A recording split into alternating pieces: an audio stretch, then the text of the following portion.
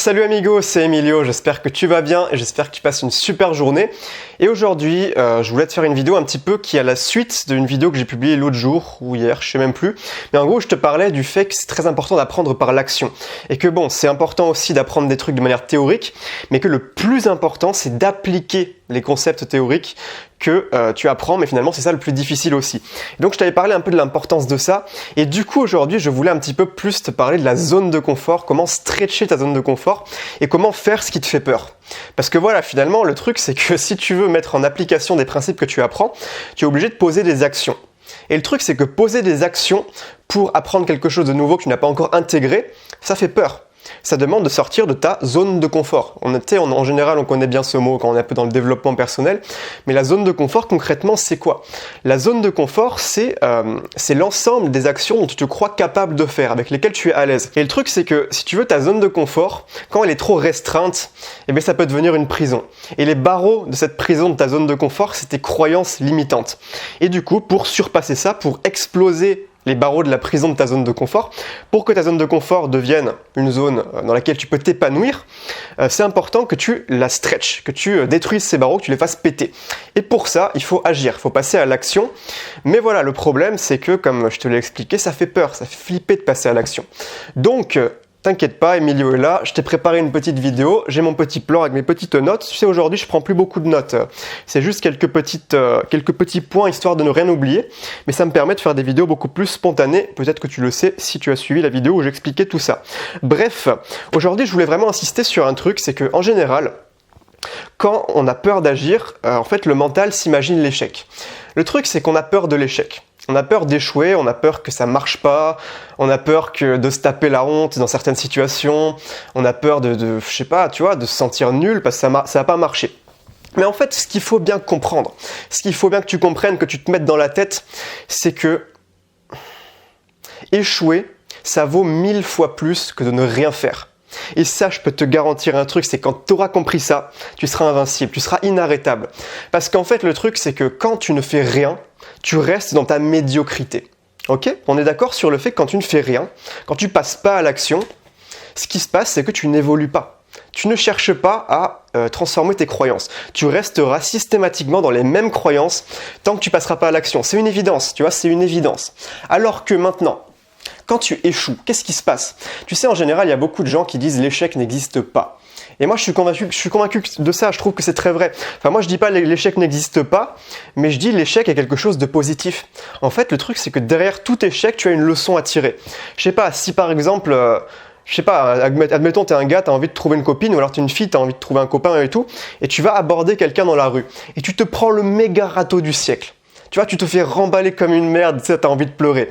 Mais au moins, t'auras appris quelque chose. Au moins, t'auras appris que t'es capable d'aller parler à quelqu'un, que t'es capable de porter tes cojones ou tes ovaires, excuse-moi des termes, c'est un petit peu vulgaire, je te l'avoue. Mais bon, moi je parle un petit peu comme ça, j'évite de me censurer. Mais au moins, t'auras porté tes cojones, tu vois. Tu te seras montré à toi-même que même si tu t'es fait recaler comme une merde, tu es capable d'aller aborder quelqu'un. Bon, après, c'est qu'un exemple parmi tant d'autres, mais moi j'aime bien prendre cet exemple parce que c'est un exemple qui parle à beaucoup de gens. Ensuite, qu'est-ce que je voulais dire? Quand il y a quelque chose qui te fait peur, aussi violemment que tu te ramasses la gueule, dans tous les cas, ça vaudra 1000 fois plus que si tu passes pas à l'action. Et en plus, tu remarqueras que dans la plupart des cas, ton mental, en fait, il s'imaginait des trucs vraiment, des trucs qui n'arriveront jamais. C'est-à-dire que tu t'imagines toujours quelque chose de pire que ce qui va réellement se passer. En fait, il y a un petit exercice que j'avais lu, je crois, dans un livre. C'était un truc un peu marrant, ça m'a fait sourire. C'est le fait d'aller demander des trucs pour s'attendre à un rejet. C'est-à-dire, voilà, tu vas parler à plein de gens, tu vas leur demander des trucs et ton objectif, en fait, c'est de recevoir des réponses négatives. C'est qu'on te dise non. Et quand tu pars de ce principe-là, forcément, déjà, tu as moins peur. Et en plus de ça, tu vas te rendre compte que la plupart du temps, les gens acceptent. En fait, les gens, ils sont beaucoup moins enclins à te dire non que ce que tu pouvais croire.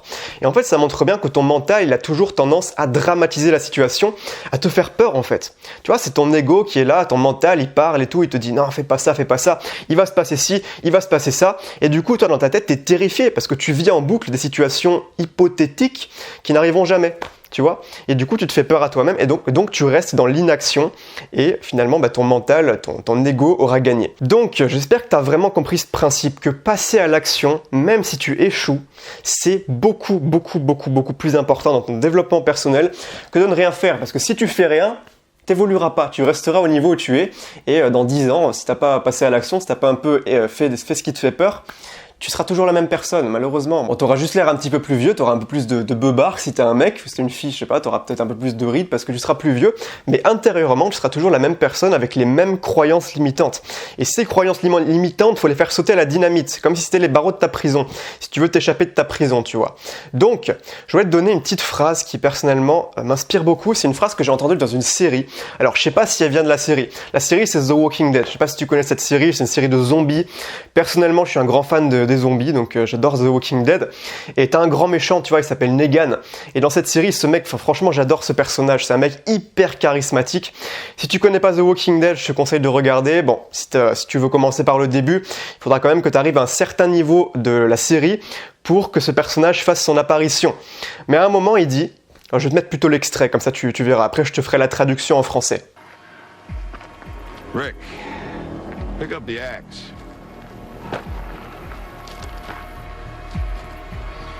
Not making a decision is a big decision. Il lui dit, ne pas prendre de décision est une grosse décision. Et c'est tellement vrai, tu vois. Le fait de rien faire, de rester dans l'inaction, c'est une décision qui a des conséquences énormes. Le fait de ne rien décider, ça te fait rester dans la médiocrité. C'est ce que tu choisis en ne faisant rien. Quand tu ne prends pas de décision, tu choisis la médiocrité, que tu le veuilles ou non. Tu fais quand même un choix, tu prends quand même une décision. Ne pas prendre de décision est une grosse décision. Voilà, donc le petit tips que je voulais te donner, maintenant que je t'ai expliqué un petit peu le concept, c'est une règle que j'appelle la règle des 3 secondes, que je n'ai pas inventée. C'est une règle un peu qui existe un peu dans tous les sens, enfin tu la trouves un peu partout.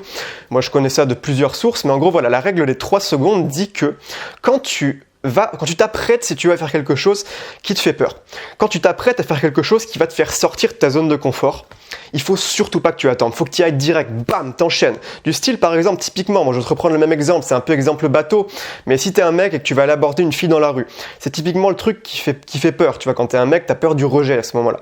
Et bien la règle des 3 secondes, c'est, t'y vas et tu te poses pas de questions. Tu commences pas à attendre parce qu'en fait, qu'est-ce qui se passe si tu attends plus de 3 secondes? Ton mental commence à parler dans ta tête. Ton mental commence à te dire oui, tu vas te faire rejeter, il vaut mieux que tu n'y ailles pas. Après, tu vas te sentir mal, tu vas perdre confiance en toi. Voilà, elle va pas vouloir, elle va pas te donner ton numéro. Bullshit, c'est des conneries, tu peux pas savoir. Mais ton mental, il va tout faire pour te faire croire ça. Et le truc, c'est que si tu y vas avant 3 secondes, le mental, il n'a pas le temps d'ouvrir sa gueule, tu vois. Le mental, il ferme sa gueule. Et en fait, c'est pour ça que la règle des 3 secondes est très puissante. C'est juste, voilà, tu te dis, bam, j'y vais. Tu réfléchis pas, tu y vas, tu réfléchis même pas, c'est exactement ça.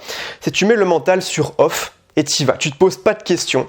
Et tu verras qu'après coup, même si ça s'est pas passé comme tu l'espérais, et la plupart du temps, tu verras que ça se passe jamais comme tu l'espérais. Des fois, ça se passe moins bien, des fois, ça se passe mieux même. Dans tous les cas, même si tu n'as pas eu ce que tu voulais, tu seras toujours plus satisfait de toi parce que tu seras passé à l'action, en fait. Même si tu n'as pas eu ce que tu voulais, même si tu t'es fait recaler, tu t'es mangé des gifles dans les dents par la vie, tu seras quand même satisfait parce que tu seras conscient que tu es capable de passer à l'action.